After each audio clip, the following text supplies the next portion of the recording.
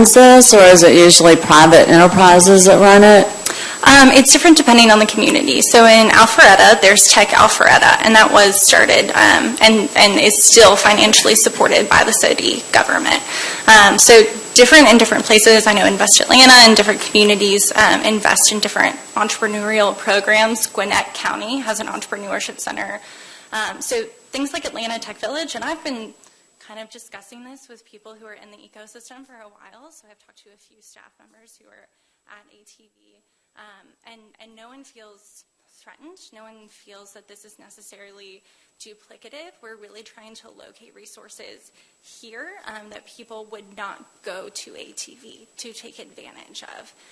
What we've heard, one of the reasons that we thought this is a good idea, is that people who are in Alpharetta don't want to drive to Midtown or Buckhead for these services. And we think people in Sandy Springs and Dunwoody, what we've heard just colloquially with business owners that we've talked to, they also do not want to drive into Buckhead or Midtown for these services. They want them locally in their community. And I can add something to that. The example that Caroline mentioned, Tech Alpharetta, is probably a very good example for you guys to look at. We did include case studies within the report itself. Did not share those tonight because we had a limited time to present this. But that entity was started at the city level, but then it would morphed into something more where corporate partners were brought in, and a lot of the funding started coming from that, and then other ways that it was funded long term. So that is a really good model that has been very successful, that we think this could potentially be modeled on from a structural perspective and funding perspective, et cetera. How many did you talk to any venture capital firms to see what they thought about the idea? So we haven't had conversations with them yet. There is, I thought I stopped. There is a venture capital firm that I have spoken with a year plus ago who is very interested in the Sandy Springs market and thinks that the residents here have a lot of opportunity to participate in venture and angel capital because we are an affluent community. And so I think there are a lot of opportunities to connect with existing venture capital firms, but there's also kind of an idea about trying to start a local network as well, to use community resources to pour back into our companies. And have you presented yet to Dunwoody Council, and if so, what was their impression? Well, we did not present to Dunwoody Council, but it was presented to Dunwoody Council, I believe, back in January. And I know 2022, I meant to say. I'm sorry, a year ago. That's when it was delivered, last January 2022. Sorry, it is 2023 now. So that was, I believe, presented to them at some point. I do know that there has been some investment into entrepreneurial efforts in Dunwoody as well from the city. I'll say that they have budgeted $200,000 in the current fiscal year, which runs January through December, for year one of implementation. Any other questions? Mr. Paulson. Thank you, Mayor. Ladies, thank you, and welcome to 2023. So, to a certain extent, this feels like this is also a Chamber of Commerce initiative. And in fact, at one point, the Sandy Springs Perimeter Chamber of Commerce had I thought it was an innovation center, where they had some little bitty incubator type of businesses coming in there to get started. So why is it feels like the government is trying to get involved in this when it's something that the chamber should be in the middle of, or at least be a partner with the cities, as opposed to the cities trying to tell the businesses how to do this. So why isn't the chamber, why aren't there both chambers of commerce? There's a Dunwoody Chamber of Commerce too, I think. Why aren't there 4 partners to this? And is there a problem with having them be partners? So they are listed as partners in the implementation plan. This is something that we would like to have council support behind before we go and socialize it with all of our partners. But Adam and I have been having conversations about working on some of these goals and bringing them into the fold. And we think that they will be a critical part of service and program delivery and helping to market all of this. So Adam would be able to present this to his board as well. But essentially, it was initiated by the City Council of Dunwoody. And so we think that the City Council of Sandy Springs is the natural next partner.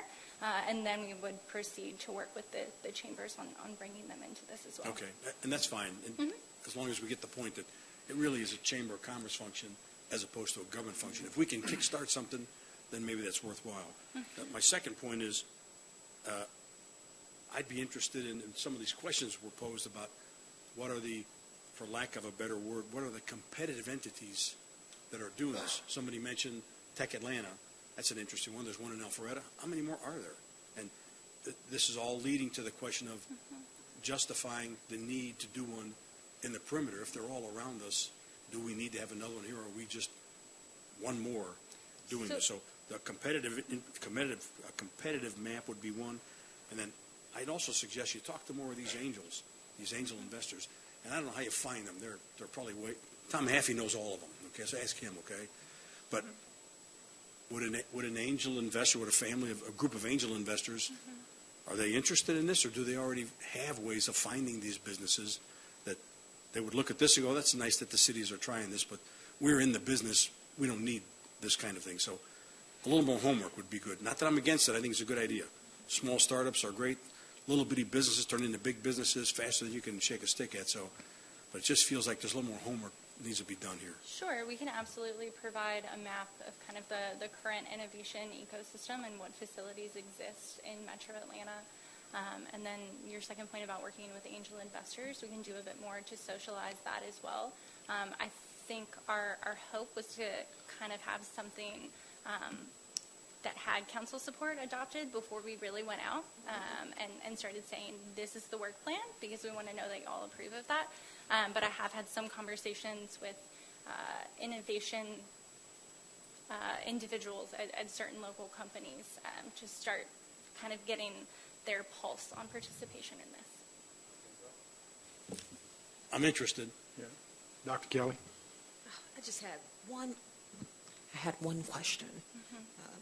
I think you mentioned during your presentation, well, briefly, access to low-cost space as being a need. I was just wondering, is there anything specific in mind or any particular challenges to achieving that for our startups? Well, I mean, there are obviously already in Dunwoody and Sandy Springs co-working facilities that companies can go to, but, there's a paid amount for those typically.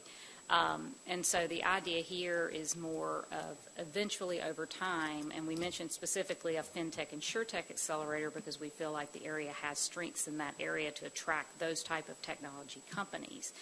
And so that would be hopefully some kind of corporate partnership and potentially turning into more of just a corporate initiative eventually, with some involvement from, the Economic Development Group.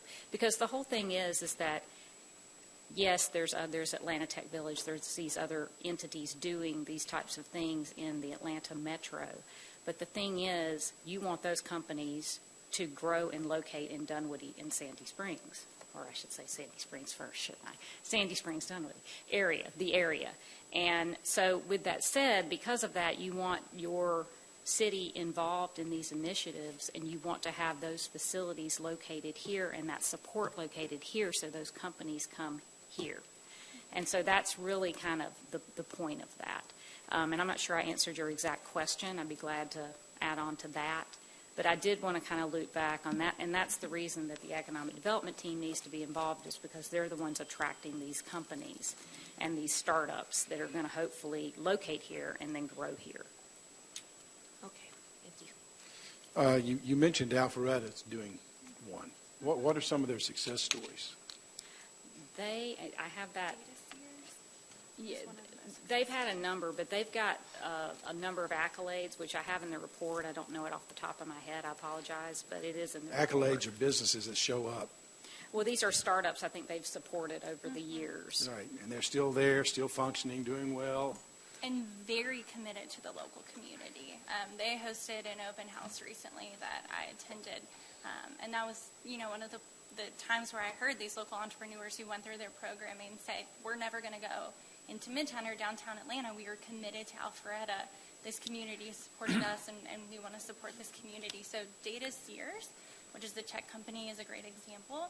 And they've grown from a 2-person operation to a staff of 40 or 60.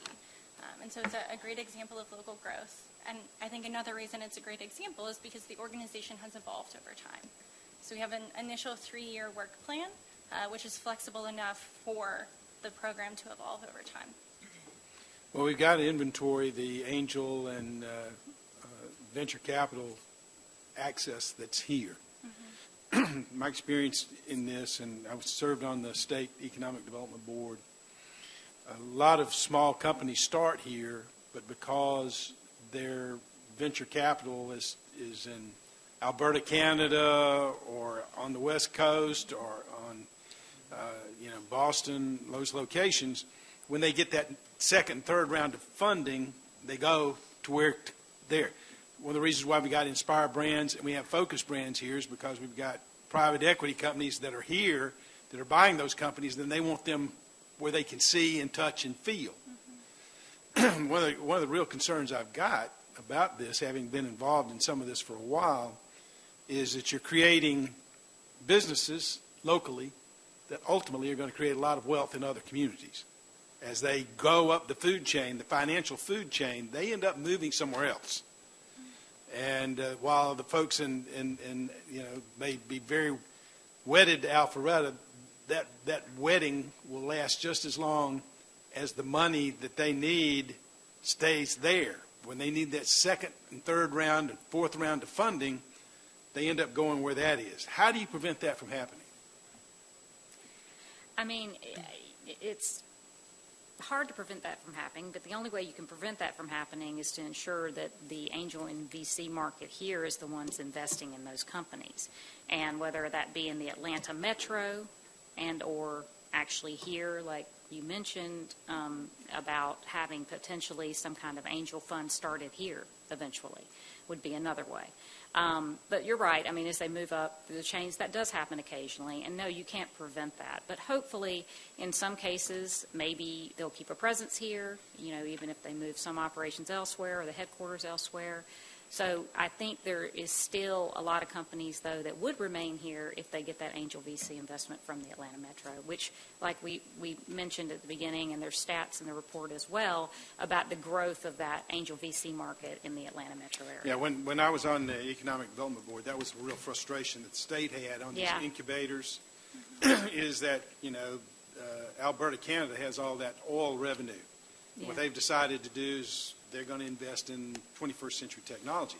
So they come into places like here, find what we have done, then take our money and go to Canada. The Saudis are doing the same thing. They're coming here because they've got to diversify out of fossil fuels.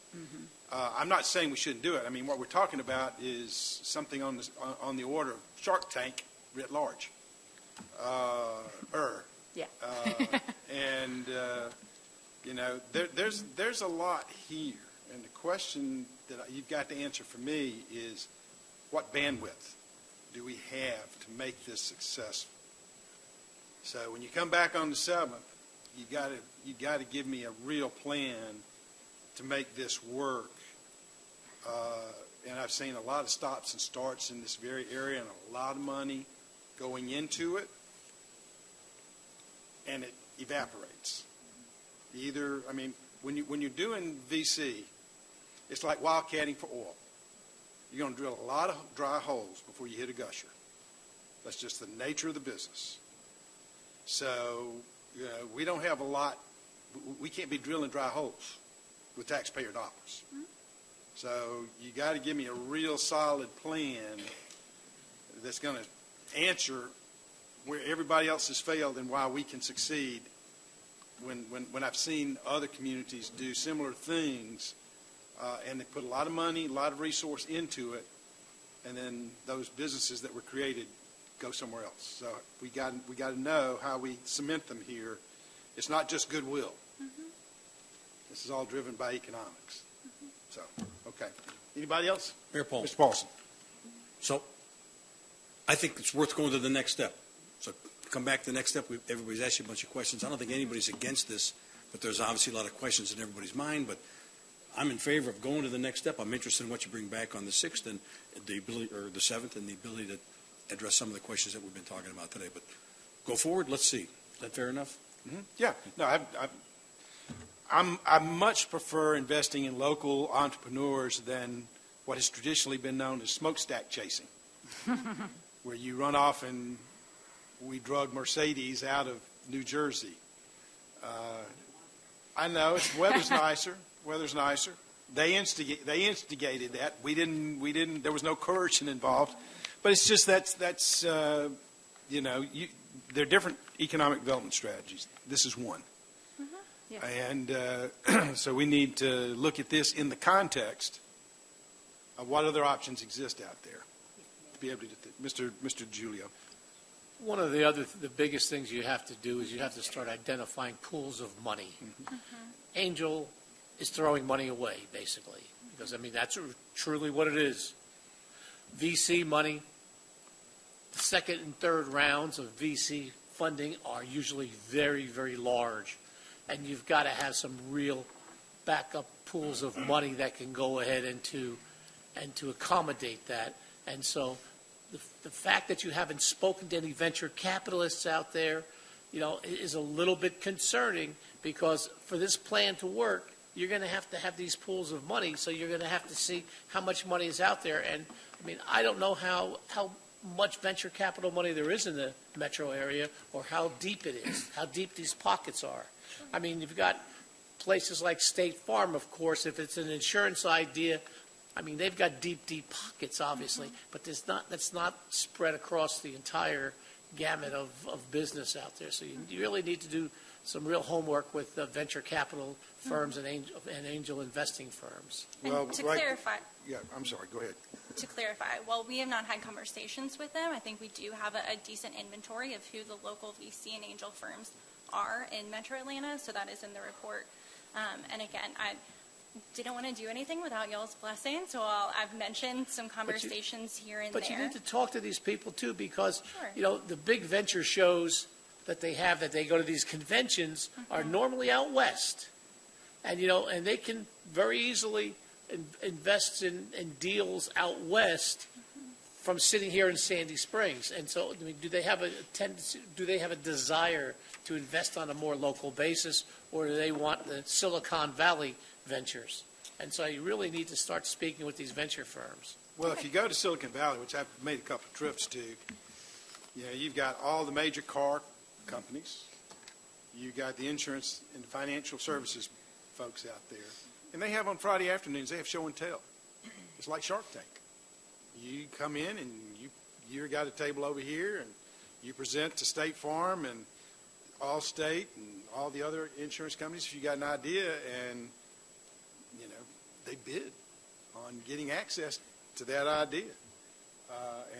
So it's but that decision was made when Stanford University decided that they were going to invest in their product rather than in Wall Street.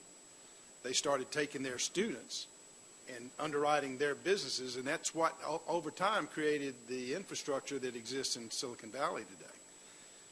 So it's a very complex and complicated process. We do have the major corporations here, but they also have offices in Silicon Valley and in Boston and in Research Triangle, and you've got to be able to offer them something they can't get there to get them to invest here. I'm not saying I'm not saying.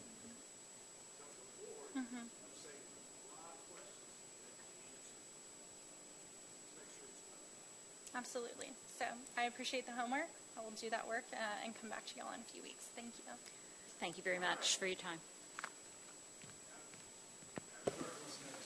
Agenda item 2023-11. This is consideration of an application to the Walk Friendly Communities Program presented by Sustainability Manager Catherine Mercier-Baguette.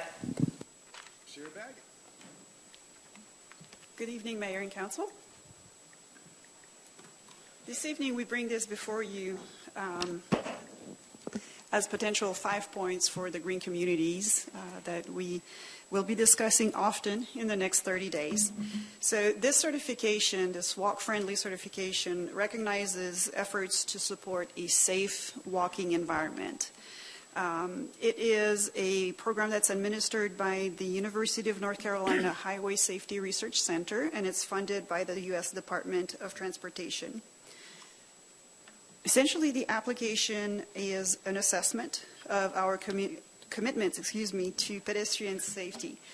So what we will include is what we are already doing or what we have already done. So we will include mentions of all the planning documents that we already have adopted. We will also relate our public participation procedures. We're going to include our complete streets policy, and that's a text amendment that's coming before you at your next meeting on February 2nd. We will also include in our application our engineering standards for sidewalk and roadway design, the traffic calming measures that we employ, how we enforce traffic safety in terms of patrolling and issuing citations. And we're also going to discuss our evaluation measures, such as conducting traffic counts. Essentially, the ask this evening is simply the authorization to apply to the walk-friendly certification. All right, you've heard the report of the Sustainability Manager. Any suggestions? Dr. Kelly? The ADA transition plan. Yes. Is that something that's publicly available on our website, or is that more of an internal document? I do believe it's more of an internal document. I have never searched for it, to be honest, on our website, so I don't know if it's available. Okay, I'd like to see a copy of it, that's all. And if you'd be willing to just give me an overview of what it actually is, it just sounds interesting to me. Thanks. Mr. DiGiulio. Catherine, I'm not talking against the walking-friendly part of the community, but a couple of months ago you asked us about another type of a certification, which I think was going to cost the city $25,000. Is there a cost to the city to get this plaque or certification or picture framed or something like that, or is this just something we do for the good of the people of Sandy Springs? There is no fee associated with this one. There's no what? There's no fee. No It's free. fee? Okay, thank you. Dr. Kelly. I'm sorry, I probably didn't pose the question correctly. I was wondering if you could maybe just tell me what the ADA transition plan was, or if anyone could, that was mentioned on the... I will do my best. Okay. It's not a plan that I have worked on. Okay. From my understanding, it is an action plan on how the city plans on upgrading all of its infrastructure to meet ADA standards. So old buildings don't necessarily have to be up to date today, but as the renovations happen, it needs to be compliant with ADA. Anybody Catherine, else? I have one other question. Mr. DiGiulio. Catherine, I have one other question. I think everybody knows I semi-retired on September 1st. And one of the things I was planning on doing was buying an electric bicycle. And I know bicycle trails and stuff are on here.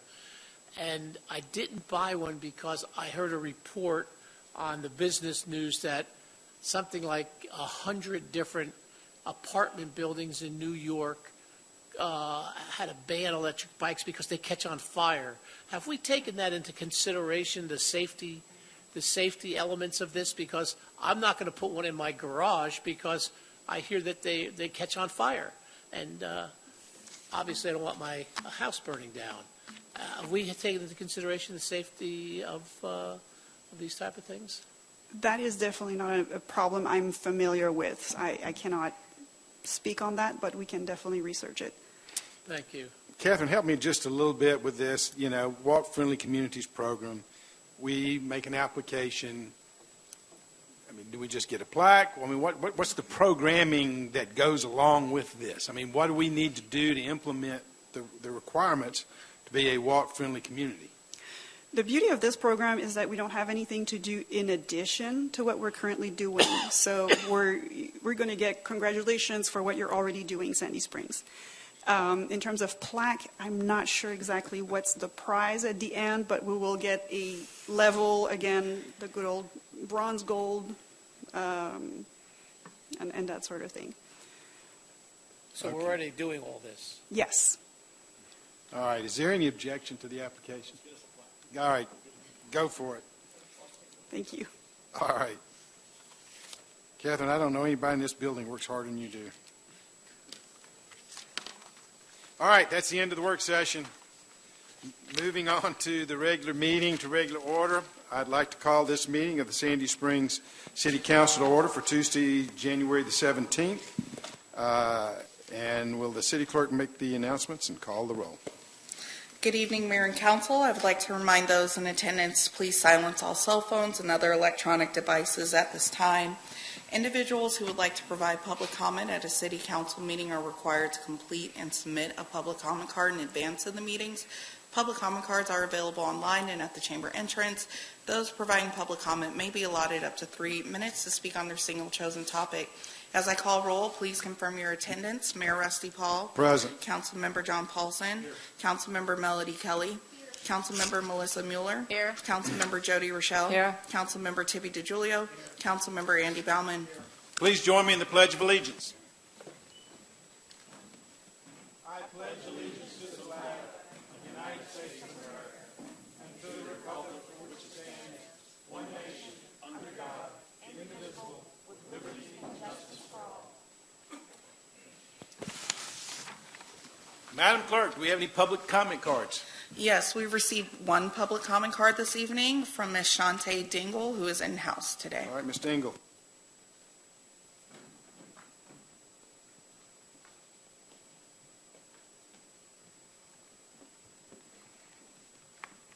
Good evening, Mayor and Council. My name is Shantae Dingle. I have my 14-year-old daughter with me here today. I've been a part of the Sandy Springs community for 22 years by way of Boston, Massachusetts.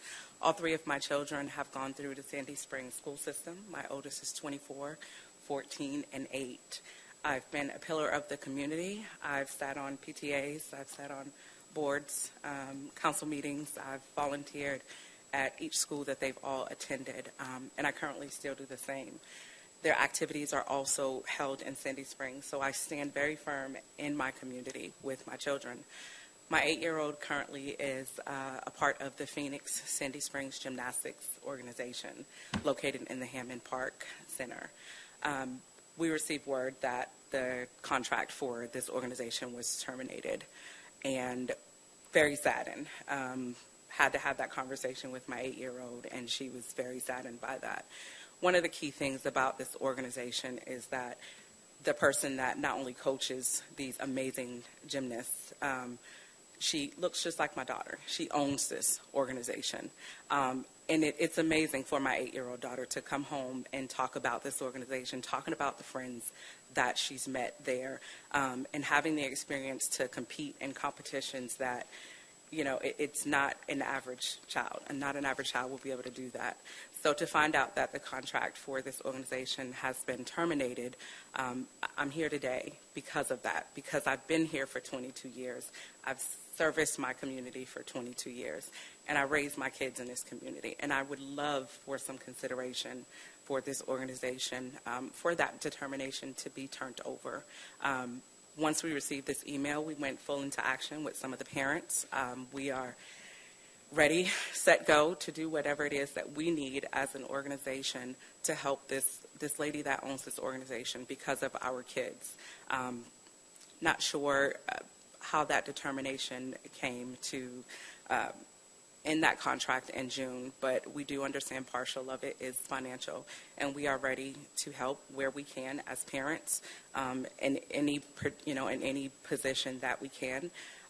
But here today, I just want to share that concern and share that love and that support that we have for this young lady, her staff, for the kids that are saddened by this news, that they will no longer be able to participate in this organization come February 12th for one specific group, and come June 2023 for another group. That's what I share today. I just hope that there is some consideration there. That's all that I have today.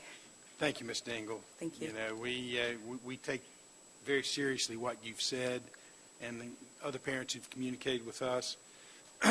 We just have, when we have agreements with vendors, they need to live up to their end of the bargain.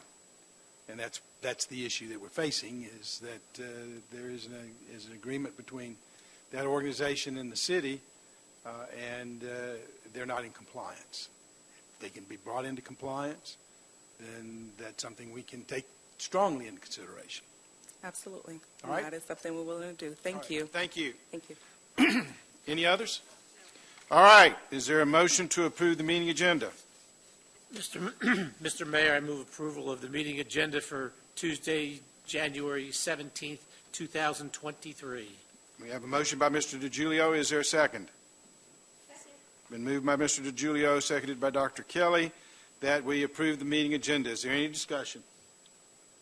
Hearing none, we'll call the question. The question's on approval of the meeting agenda. All in favor of the motion, say aye. Aye. Opposed, no. The meeting agenda is approved. Is there a motion to approve the consent agenda? Mayor Paul, Ms. Rochelle. I move that we approve the consent agenda for Tuesday, January 17th. We have a motion by Ms. Rochelle. Is there a second?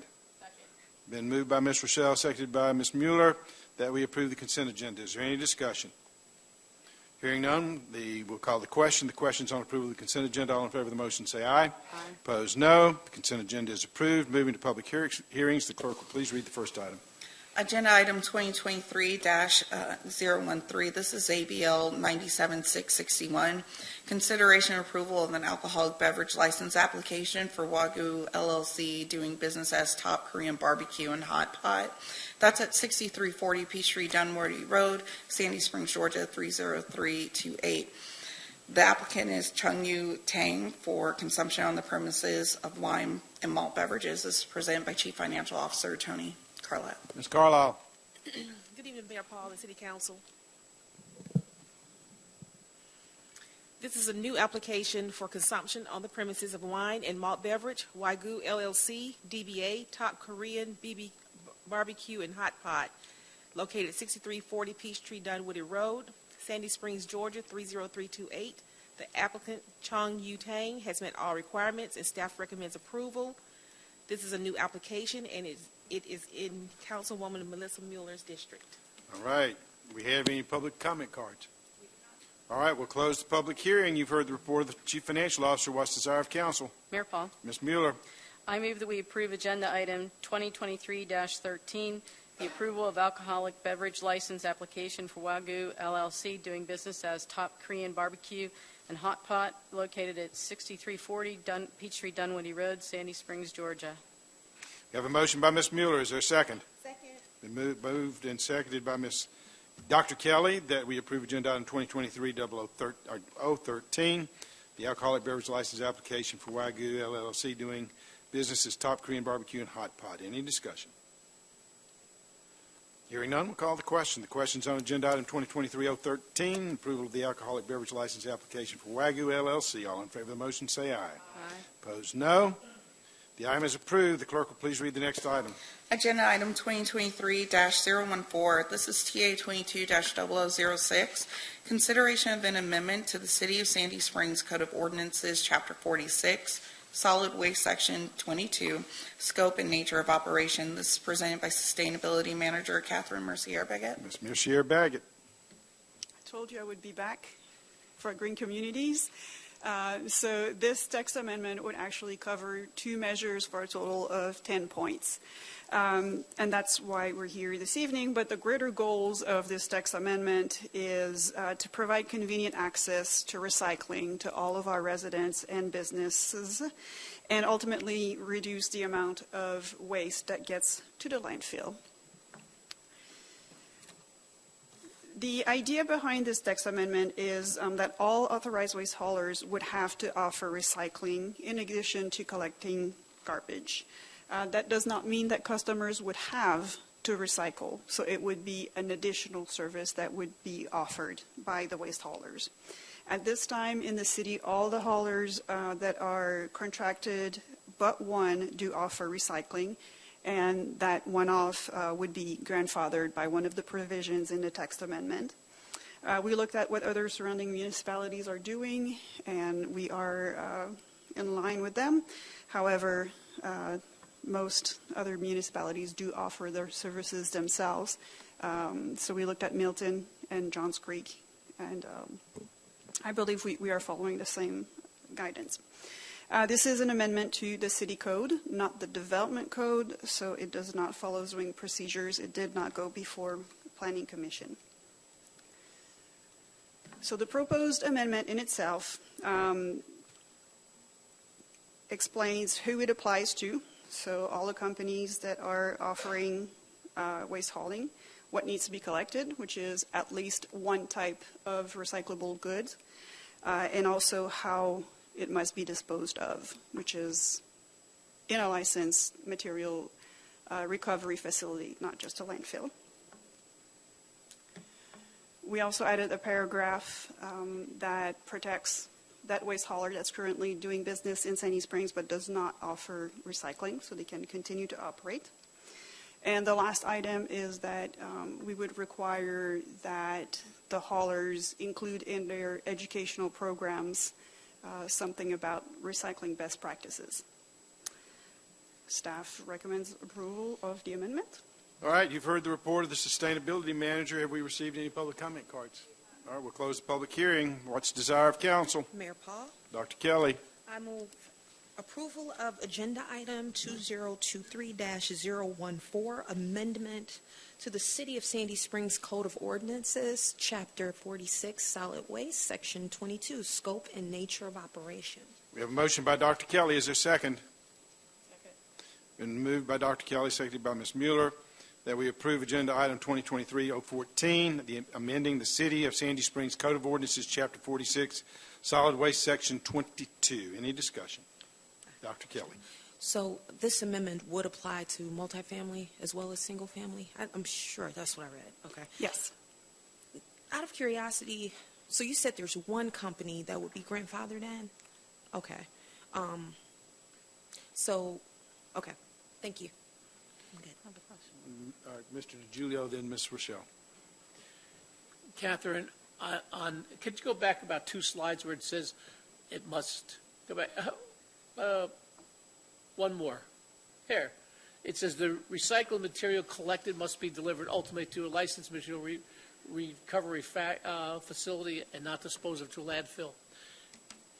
One of the biggest complaints we get from our citizens is the problems they have with collecting trash.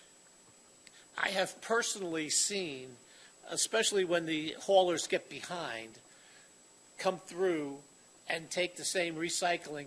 It goes in the same bin, the same truck as the trash does. I mean, how do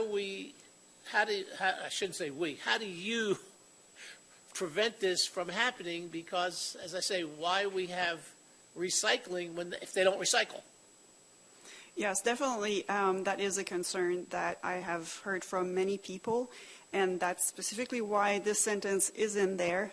Of course, we're not going to start following trucks to where they're going. However, we can ask for their, I cannot remember the name of it, but the receipts when they deliver materials to the landfill or to the MRF. All right, thank you.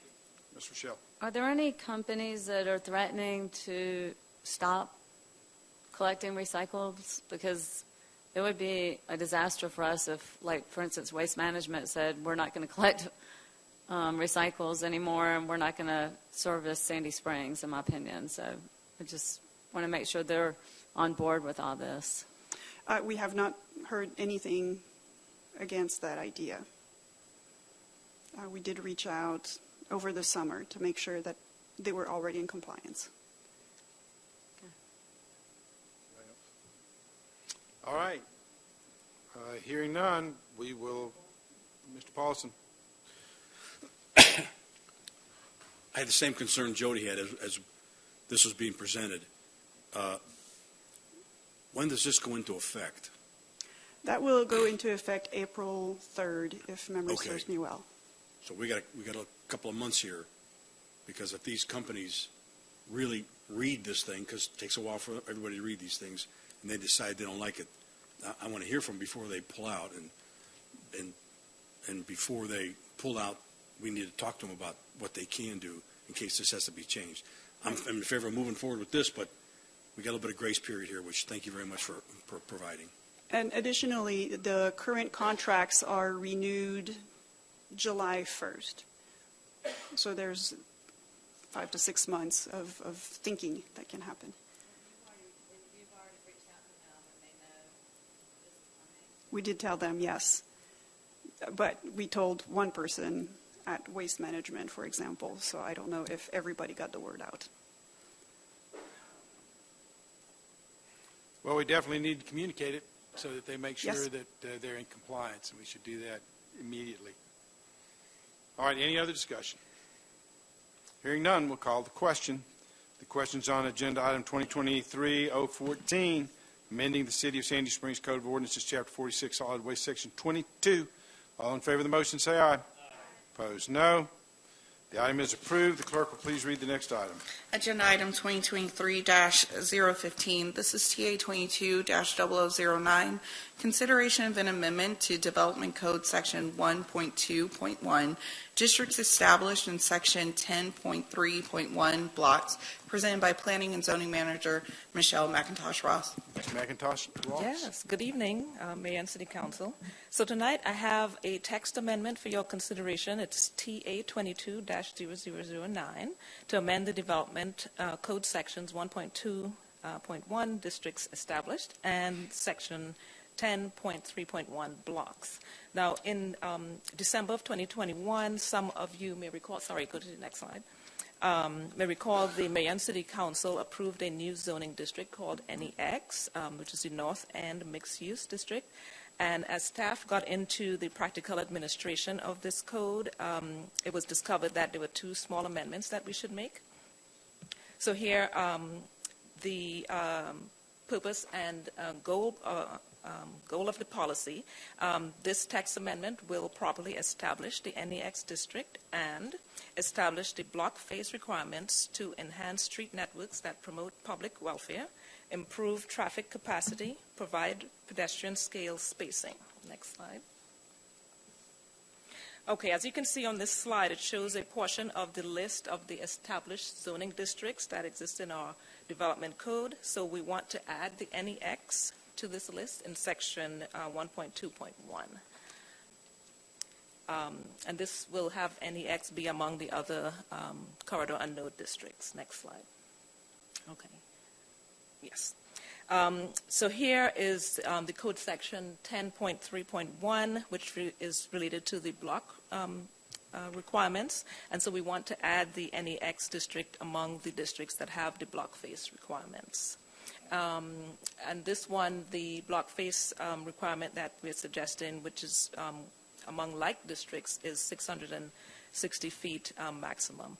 Just to explain, a block face is just simply the distance of the block between these two streets. Okay? All right, next slide. Okay, so staff believes that the edits provided in this proposal are appropriate in that they substantially conform with the comprehensive plan and the stated purpose and intent of the development code, and it improves the grid system and general traffic flow alternatives.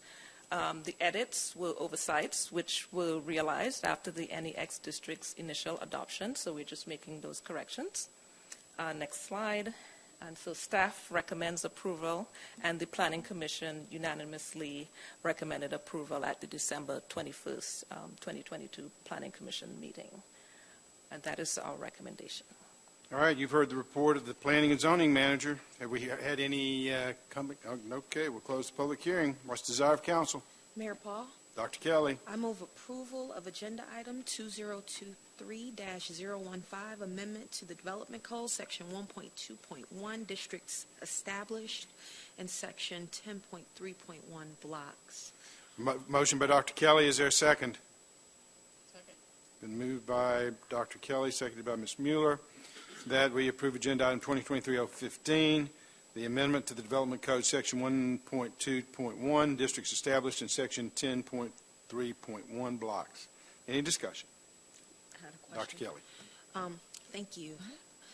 How will this amendment impact the current, I don't know, we just had a community meeting for potential rezoning. I don't actually know the status of it, but how does it affect that? What can it affect that? Well, they're following those requirements. Oh, okay. Yeah, so That's already, okay. All right, thank you. Any other discussion? Hearing none, we'll call the question. The question is on agenda item 2023-015, amending the Development Code Section 1.2.1, districts established in Section 10.3.1 blocks. All in favor of the motion, say aye. Aye. Opposed, no. The item is approved. Will the clerk please read the next item? Agenda item 2023-016. This is consideration to authorize the Sandy Springs Police Department to continue participation in the Department of Justice Drug Enforcement Administration's Organized Crime Drug Enforcement Task Force, and to authorize the city manager and police chief to take actions to effectuate participation. This is presented by Chief of Police Ken DeSimone. Chief DeSimone.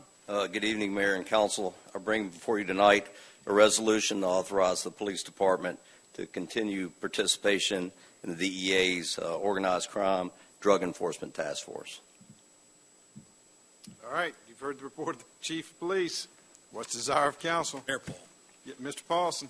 I move approval of agenda item 2023-016, authorize the City of Sandy Springs Police Department to continue participation in the Department of Justice Drug Enforcement Administration's Organized Crime Drug Enforcement Task Force, and to authorize City Manager and Police Chief to take actions to effectuate participation. Got a motion by Mr. Paulson. Do I hear a second? Second. Been moved by Mr. Paulson, seconded by Mr. Baumann, that we approve agenda item 2023-016, authorizing the City of Sandy Springs Police Department to continue participation in the Department of Justice Organized Crime Drug Enforcement Task Force. Any discussion? Mr. Paulson. Thanks for the brief presentation, Chief. Yes, sir. I know you all are not used to that from me, but Is anything changing going forward? Is it the same? no. Tell me about what's happening next year versus last year. It's just continuation of something we've been doing for the last decade. Okay. So we just have to update it every year. So. Anybody else? And I did write this down. I thought I may get a question on it. Right now we have detectives from RCID assigned to the DEA, FBI, ATF, Homeland Security Investigations, and one part-time to the Secret Service. So we've got good relationships with all our federal partners. Any further discussion? Hearing none, we'll call the question. The question's on agenda item 2023-016, authorizing Sandy Springs Police Department to continue participation in the Department of Justice Drug Enforcement Organized Crime Drug Enforcement Task Force. All in favor of the motion say aye. Aye. Opposed, no. The item is approved. Clerk will please read the next item. Agenda item 2023-017, consideration of an amendment to the City of Sandy Springs fiscal year 2023 CDBG grant and project budgets. This is presented by Chief Financial Officer Tony Carlisle. Ms. Carlisle. Mayor and Council, staff is recommending an adjustment to the revenues and expenditures for the CDBG program to replace the estimated carry-forward grant and project amounts, and to add a budget for new activities per the previously approved CDBG action plan. The city has participated in the CDBG program for over 10 years to build sidewalks throughout the city. The program is funded by annual grants and a Section 108 loan acquired in FY 2019. The budget preparation phase requires estimates of end-of-year carry-forward amounts. Significant differences can arise between actual and estimated amounts. So to reconcile the city's records with the federal grant system, we need to replace the estimates with the actual amounts at the start of each fiscal year. Additionally, new sidewalk projects have been approved and need to be reflected in the city's budget. There is no financial impact to the city, as there is adequate funding available from previous grants and the Section 108 loan. This adjustment is to simply reflect the data accurately based on actual versus estimates. You've heard the report of the Chief Financial Officer. What's the desire of council? Mayor. Mr. Paulson. I move approval of agenda item 2023-17, amendment to the City of Sandy Springs fiscal year 2023 CDBG grant and project budgets. Motion by Mr. Paulson. Do I hear a second? Second. Been moved by Mr. Paulson, seconded by Dr. Kelly, that we approve agenda item 2023-017, amending the City of Sandy Springs fiscal year 23 CDBG grant and project budgets. Any discussion? Mayor Paul, Mr. Paulson. out of curiosity, how different were the actuals versus what we estimated? Does anybody know? We're talking big numbers, little numbers? I'm going to ask the budget manager to speak to that. He's a little bit more familiar with the numbers. Okay. Michael Heater.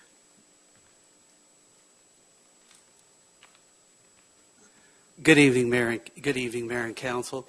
I don't have the exact numbers in my head right now, but I do know that our estimate. What generally happens is we take a guess, and sometimes we just put a round number in there, like $500,000 for the next grant that we're going to get.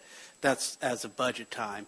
As we get closer and closer to actually approving the budget, we'll actually get the actual amount, which in this case was like $550,000. That would be on the revenue side.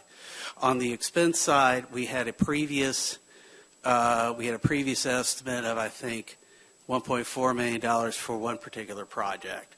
That ended up going up to $2.1 million because of right-of-way problems that we had, which was also told by when I was discussing that with the Public Works staff, that's going to go down because they rescoped it to get the right-of-way down, which was, I believe, one of the directives from our city manager during various capital project meetings.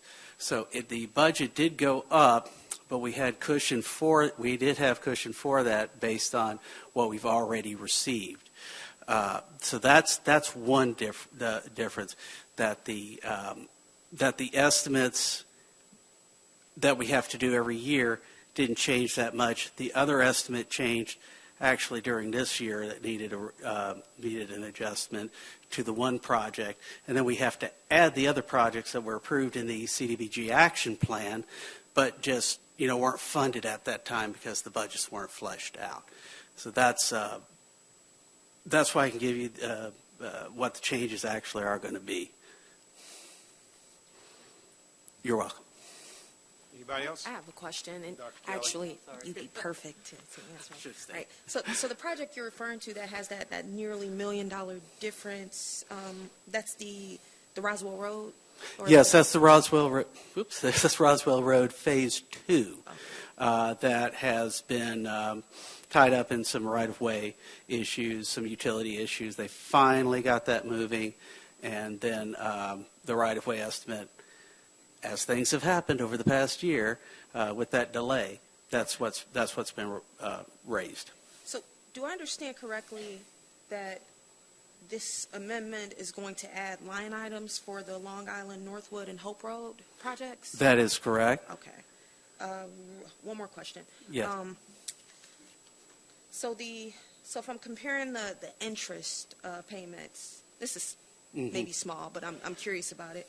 So in the packet, we have the interest for fiscal year 23 at like 70,000, but in the budget, we have it at just right under 74. I think it was in 73, I think it was. And I was just wondering why.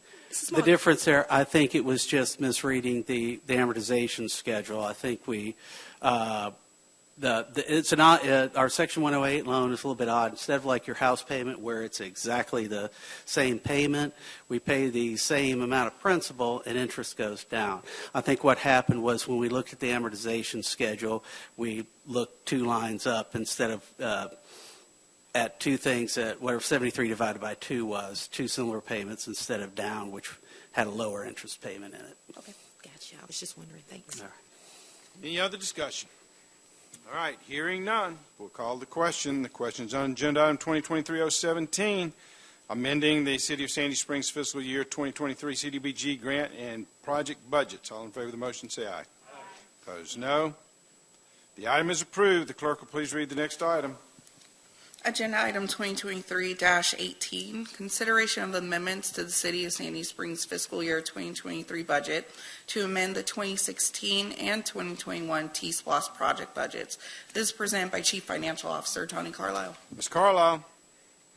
I'm going to present these in two separate presentations. Okay. The 2016 first, we are requesting the council remove funding for design and right-of-way for the Boylston Road intersection and streetscape project under the T-SPLOST 2016 program. The FY23 budget approved $1.16 million for the aforementioned project, and these funds were also included in the impact fees budget. To correct the funding issue, we are proposing a budget amendment to shift the $1.16 million back to the T-SPLOST available funds. All right, so this is just basically an accounting, which pot it comes from, right? Yes, it's correct. All right, taking it back to T-SPLOST. You've heard the report of the Chief Financial Officer. What's the desire of council? Mayor Paul, Ms. Mueller. I move that we approve agenda item 2023-18, the amendments to the City of Sandy Springs fiscal year 2023 budget to amend the 2016 and 2021 T-SPLOST project budgets. Motion by Ms. Mueller. Is there a second? Second. Motion by Ms. Mueller, seconded by Dr. Kelly, that we approve agenda item 2023-018, amending the City of Sandy Springs T-SPLOST project budgets. Any discussion? Hearing none, we'll call the question. The question's on agenda item 2023-018, amending the City of Sandy Springs fiscal year 2023 budget, 2016 and 21 T-SPLOSTs. All in favor of the motion, say aye. Aye. Opposed, no. The item is approved. The clerk will please read the next item. Agenda item 2023-19, consideration of an amendment to the City of Sandy Springs fiscal year 2023 budget to increase the number of code enforcement full-time employees. This is presented by Community Development Director Ginger Sotile. Ms. Sotile. Good evening, Mayor and City Council. If you recall, this past August, I presented a proposal to enhance our multifamily inspection program, which includes coordinating with the Building Department, Code Enforcement Division, and Fire Department. We've been working diligently over these past months on putting together the finer details and protocols we will need to implement the inspection strategies we've developed. As part of the original presentation, we recommended adding 2 additional staff members to the code enforcement team, which will allow us to inspect 100% of the complexes annually, as compared to our current capacity, which is 20%. This is our formal request to Council to allow us to add these 2 full-time employees to our staff, whose cost we feel can be absorbed within our remaining community development salary budget for the remainder of fiscal year 2023. You've heard the report of the Community Development Director. What's the desire of council? Mayor Paul, Dr. Kelly. I move approval of agenda item 2023-019, amendment to the City of Sandy Springs fiscal year 2023 budget to increase the number of code enforcement full-time employees. I have a motion by Dr. Kelly. Is there a second? Been moved by Dr. Kelly, seconded by Ms. Rochelle, that we approve agenda item 2023-019, amending the City of Sandy Springs fiscal 23 budget, increasing the number of code enforcement full-time employees. Any discussion? Dr. Kelly. So would these 2 code enforcement officers constitute like a separate division focused on, you sort of said, you may have, okay. I remember us talking about that. Yes, So, yes, okay. that's correct. All right. And that would be like formal or? It'll be formal. I believe that the majority of their tasks will be associated with the apartment complex program. Okay. There will be educational aspects to it, as well as inspections and that sort of thing. Are you requiring the officers come in with any kind of multifamily skill set? We've developed a description for who it is that we're going to be looking for that position, and they should have some experience in that area, yes. Thank you. Any other discussion? Mr. DiGiulio. Ginger, how many code enforcement officers do we have currently? I believe 6. 6. So this will bring it up to 8. Correct. So we have 6, 1 for each of the divisions, I believe. I have to count. Okay. I don't know if I'm counting the admin or not. You need my fingers? I think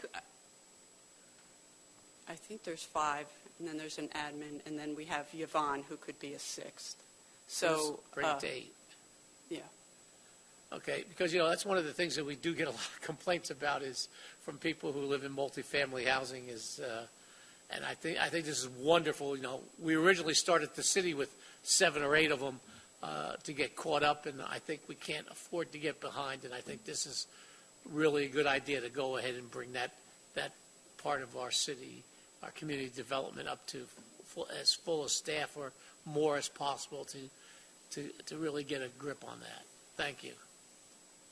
Any other discussion?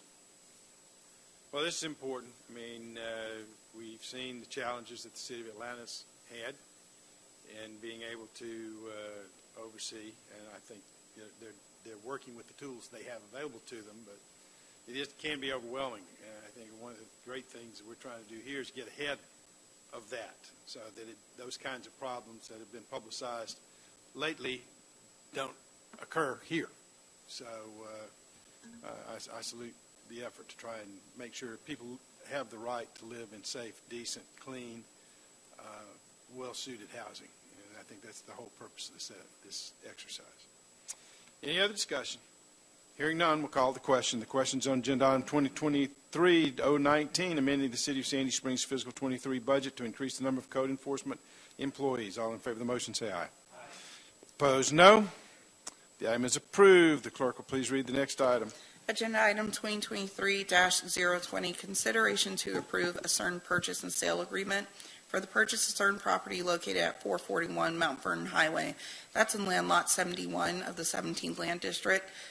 Tax parcel ID 17-0071-0001-035-3. This is in Sandy Springs, Fulton County, Georgia, as well as authorization for the city manager to execute the same and for other purposes. This is presented by City Attorney Dan Lee. Mr. Lee. Mayor and Council, this is the recommendation that you authorize the city manager to sign a purchase sale agreement for the Sproul property that is located just here on Mount Vernon Road. As you know, this has been an intricate part of the several designs that have been looked at, and the one that has been finally determined. This area will be the cut-through road or the connector road between Mount Vernon and Johnson Ferry. So it's a very intricate part of both the 191 and 192 projects.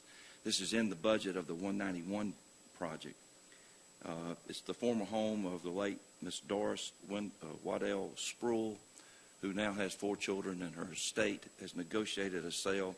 Initial offering of $4.1 million. They've agreed to a $2.2 million sale for 1.87 acres. There's a house on it currently, and part of the purchase sale agreement, they asked that they have through March to get their belongings out of the house. And the nice lady who was living there had a rich old life of 96 years, so she's probably accumulated a lot of things in the house. This property, it's embedded in this cost, I would remind you, is a trade, and we have broached the subject with Mount Vernon Presbyterian. Part of this property will not be used for the road. A remnant just west of this property will be, the west side of this property would be traded to Presbyterian Church with a regained value, we think, of about $380,000. You've heard the report of the city attorney. What's the desire of council? Mayor Paul. Ms. Mueller. I move that we approve agenda item 2023-020 for the approval of a certain purchase and sale agreement for the purchase of certain property located at 441 Mount Vernon Highway in land lot 71, the 17th Land District, tax parcel 17-0071-000-035-1 in Sandy Springs, and in Fulton County, Georgia, and to authorize the city manager to execute the same and for other purposes. You have a motion by Ms. Mueller. Is there a second?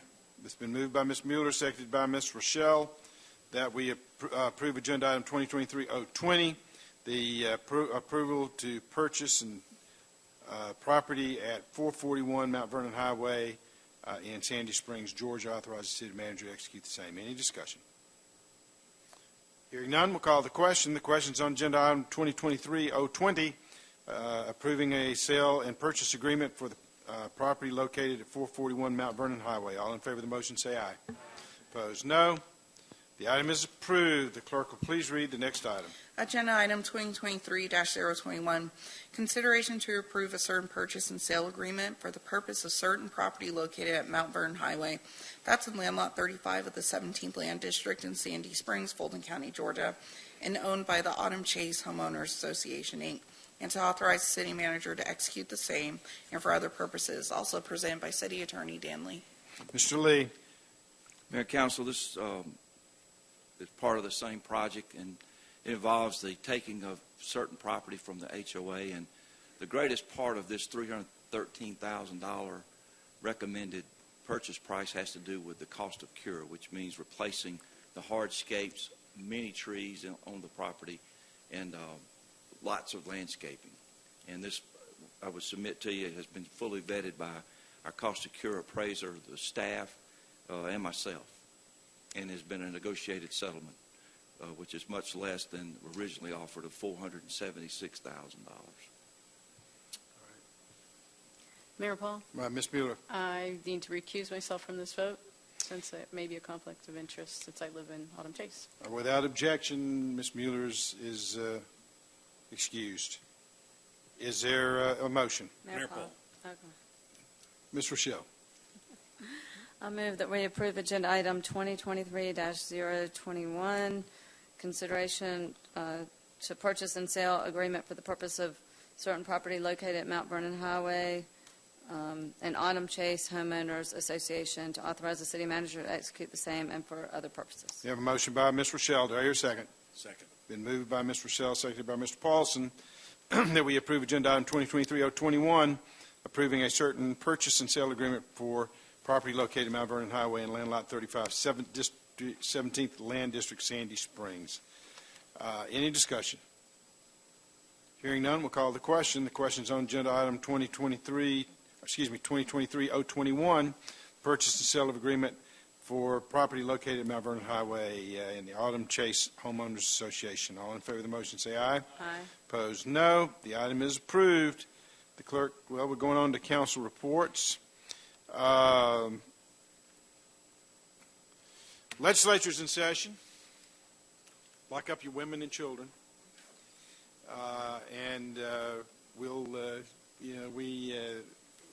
First week, we've already got a lot of things that have kind of, not a lot's happened. But we fully expect, I've been on the GMA legislative calls. We've got concerns about the legislature, again, trying to limit our ability to manage land use and housing uses in cities across the state. So we be part of that. This coming weekend is the annual GMA, what we call now Cities United, used to be Mayor's Day. We'll be downtown. There'll be a lot of discussion, a lot of various meetings. I'll be down there for several. I'm probably, some of the rest of you will be there as well. So it's going to be very busy. Fortunately, the legislature's already decided that they're going to adjourn by March 29th, which is the first time we've had a complete schedule this early in the session. A lot of new members, 53 new members with 2 more to be elected. Total, first time since 1959 that the Speaker and the Lieutenant Governor are both new. We have the leadership in the Senate, starting with the Lieutenant Governor and going all the way down through the main leadership, are all brand new. Nobody who was in these positions a year ago are holding those positions now. In the Senate, in the House, you've got basically Jan Jones is one of the few holdovers even in the House leadership team. New committee chairs, new committee assignments will be announced, I think, sometime later this week. We'll have a little bit better understanding who's going to be making decisions on the key pieces of legislation. Senate's already announced their chair roster. No real surprises. Mr. Lee and I served with Jeff Mullis, who'd been the chairman of the Rules Committee for a long time. Jeff and I were freshmen together, and he was the only surviving member of our freshman class. My entire freshman class is now out of the Senate. So We've got Matt Brass is going to be the new rules chair, which is a very important position in terms of what legislation gets to the floor.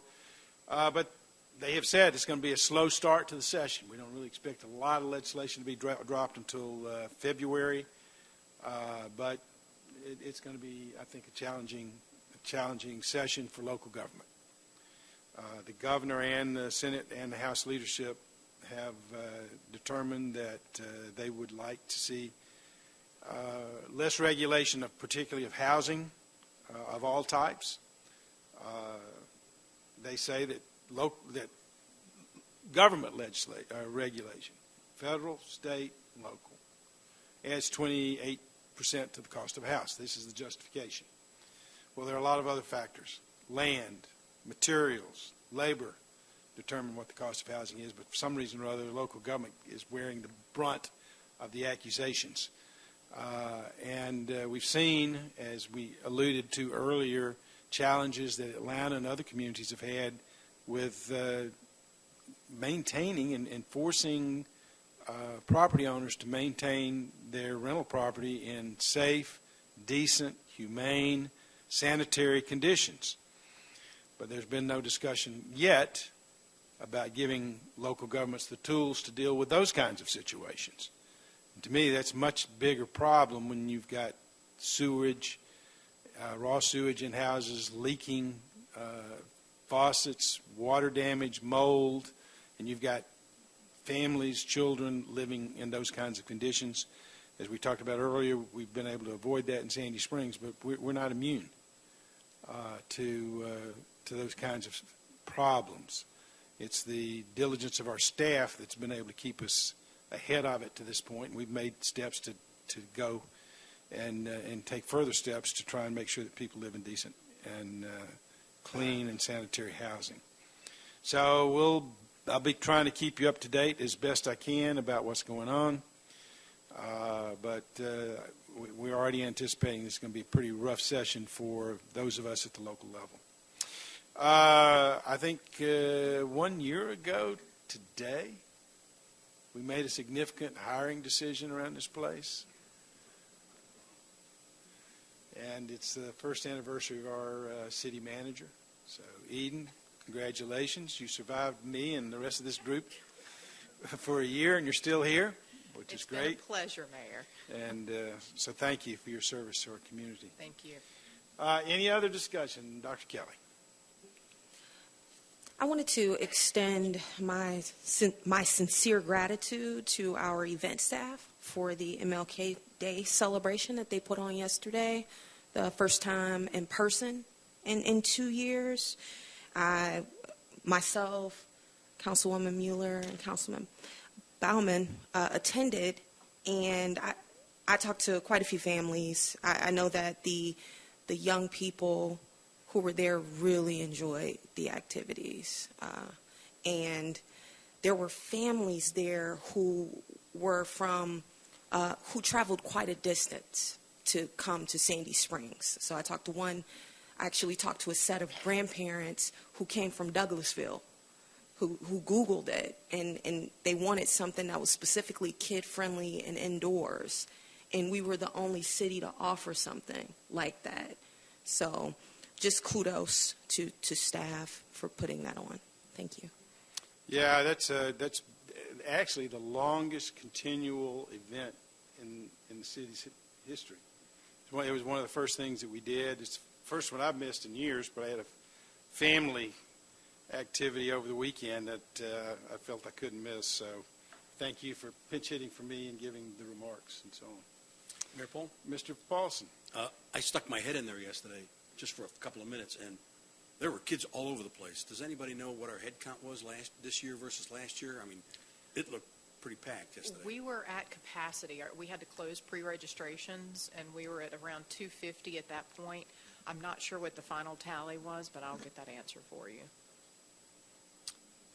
Anybody else any reports? All right, any staff reports?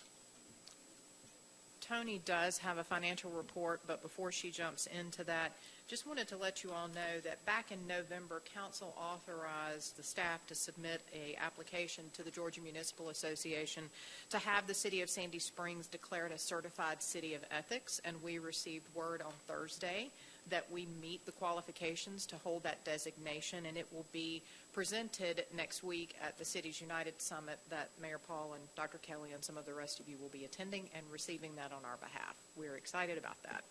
And salute the clerk for her role in making all this stuff happen. Yeah, that's an important distinction, very important distinction. All right, Ms. Carlisle, what about the numbers? All right. This is your review for November 2022. We're at 41.67% of the fiscal year. Revenues are at 60.16%, and expenditures are at 36.56% of the budget. The major revenue stream which increased revenues is the $28 million received from property taxes. Alcohol beverage licenses had a nice increase because of the renewal deadline occurring on 12/15. We are at 75% of the budget for building permits, which is also doing very well. Interest revenues continues to do well with the increase in interest rates showing 557.19% over budget. The expenditures for each department are trending as expected. The package also includes a total cash balances page for your review and also a local option sales tax schedule so that you can compare the trend of revenues received over the last 4 years. As of November, the collections for local option sales tax was $11.6 million, which was greater than the amount collected in 2019 and 2020 prior to the introduction of the pandemic. That concludes the financial report. Any questions about the financials? All right, thank you, Ms. Carlisle. We do need an executive session for the purpose of litigation in real estate. Is there a motion to move into executive session? Mayor Paul. Mr. Paulson. I move that we suspend regular order and move into executive session for the purposes of litigation and real estate. Have a motion by Mr. Paulson. Is there a second? Been moved by Mr. Paulson, seconded by Mr. DiGiulio, that we suspend regular order, move into executive session. Is there any discussion? Hearing none, we'll call the question. The question's on the suspending regular order, move into executive session. All in favor say aye. Opposed, no. We're in executive session, as is our normal process. We will simply return to reconvene and adjourn. There'll be no further business conducted this evening.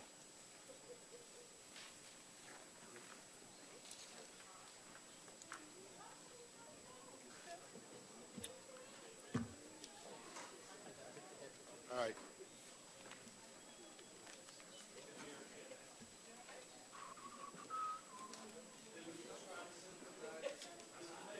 It's a mini version of the summer convention. Yeah. It's pretty good. You know, we'll have a conversation about lost and how to maybe change some of the things around that. Dan and I had breakfast this morning with Jim Thornton, who's the new head of government affairs for GMA, to talk about lost and some other stuff that we had some concerns about with GMA. So it was a good breakfast. As I told Dan, he just takes orders. But he's influential. He's a former mayor of the Grange. I've known him for a long time. Dan grew up with him. So,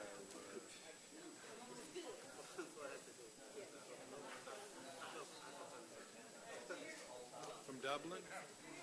Yeah, it was about 3 years ago. Yeah. What the hell was his name? Yeah. Yes, he was GMA president. Yeah, he was the mayor of Dublin. His name will come to me. Oh, yeah.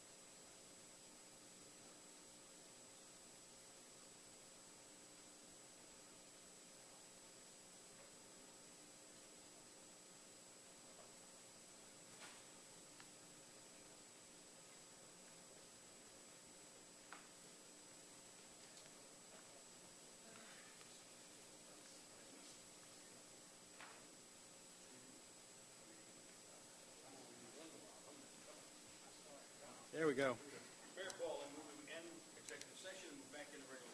Mr. Paulson moves that we adjourn executive session and return to regular order. Is there a second? Been moved by Mr. Paulson, seconded by Mr. DiGiulio, that we return to regular order. Any discussion? All in favor of the motion say aye. Aye. Opposed, no. Mr. DiGiulio. Mr. DiGiulio moves adjournment, seconded by Mr. Paulson. All in favor say aye. Opposed, no.